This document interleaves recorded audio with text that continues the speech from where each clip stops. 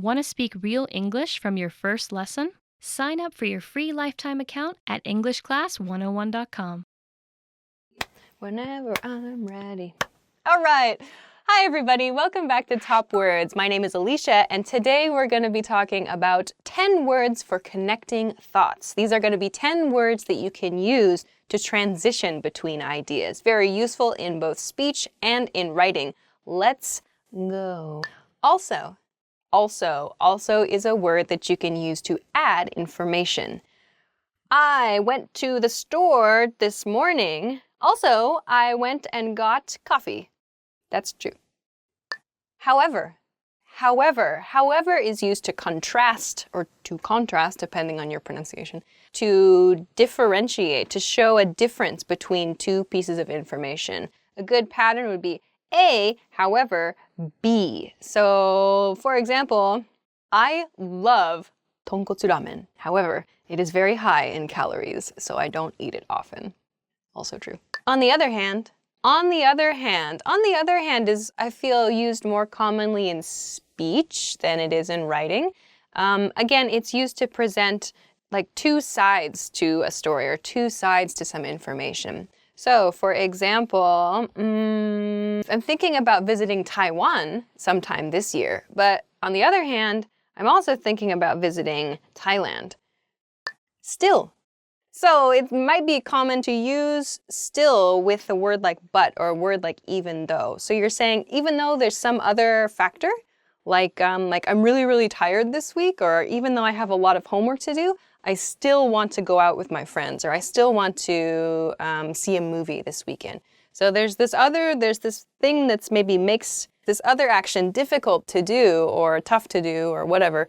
But even though there's this, you still have this over here. So maybe the two are kind of used as a pair. So I still want to go out later, even though I'm tired.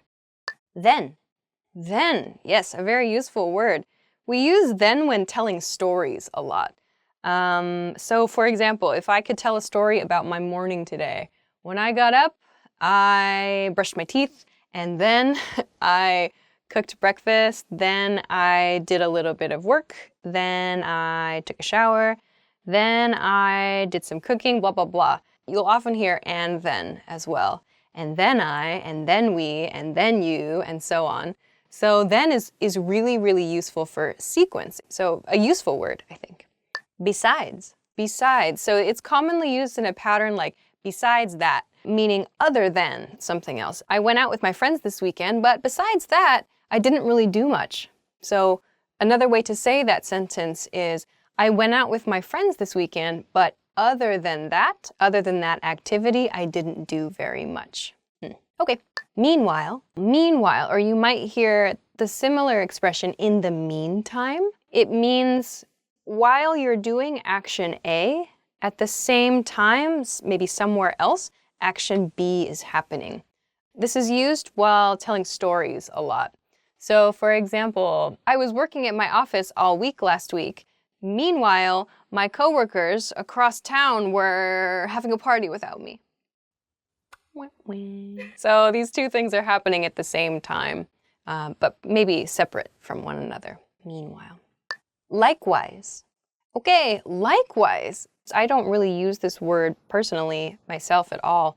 It's often used after an introduction, similar to the pleasure is all mine in a formal situation. So maybe somebody says, hey, it was really great to see you last weekend. Thanks very much for coming to my barbecue. You can say, yeah, likewise, it was really good to see you and your family. So likewise means I have the same feeling, or I have the same idea. It's kind of a friendly phrase, but personally, I don't really use that to transition between thoughts.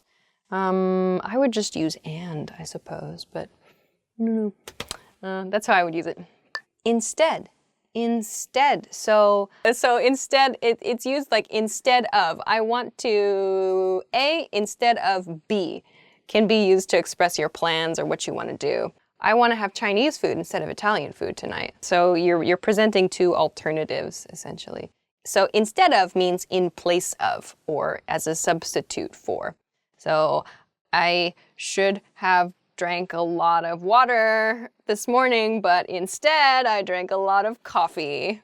That's true. I wanted to have dinner with my friends this weekend. Instead, I had dinner at home. In addition.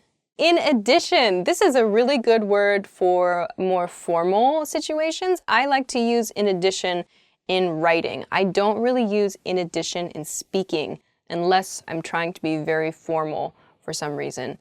Similar to additionally as well.